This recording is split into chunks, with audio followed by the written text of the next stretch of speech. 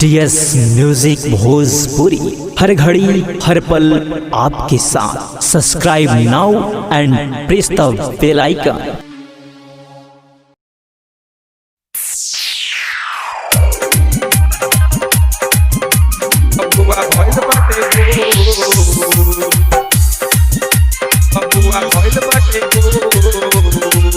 Music by Manu Raja, mixed by Divyansu Studio, Ahwa Bazaar.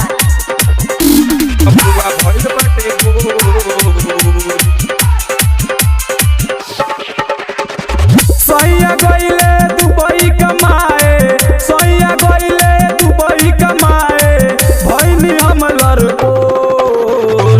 ए सखी हट देवर के कोइल, ए सखी हट देवर के कोइल, बबुआ भइल बटे गोर। ए सखी हट देवर के कोइल, बबुआ भइल बटे गोर। सैया गइले दुबई कमाए, सैया गइले दुबई कमाए, भइनी हम लड़कोर। ए सखी हट देवर के कोइल, ए सखी हट देवर के कोइल, बबुआ भइल बटे गोर। ए सखी हट देवर के कोइल, बबुआ भइल बटे गोर। बबुआ भइल बटे गोर। बबुआ भइल Music बटे by Manu गोर। Raja, mixed by Divyansu Studio, Ahwa Bazaar. बबुआ भइल बटे गोर। राती में आके उ लागेला चढ़े, मना करिले तो लागेला लड़े। राती में आके उ लागेला चढ़े, मना करिले तो लागेला लड़े। का कही सखी अपन दुखवा, का कही सखी अपन दुखवा, भइल बा बड़ी मुँह जोर।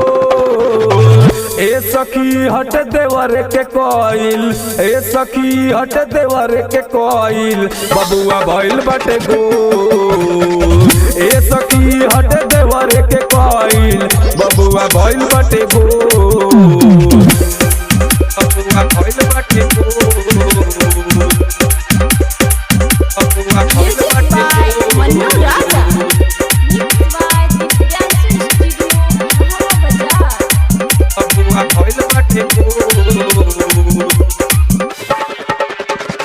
राइटर सनुआ के करेला बवाल हो, केनहू से आके उ काट लेला गाल हो। राइटर सनु बड़ी करेला बवाल हो, केनहू से आके उ काट लेला गाल हो।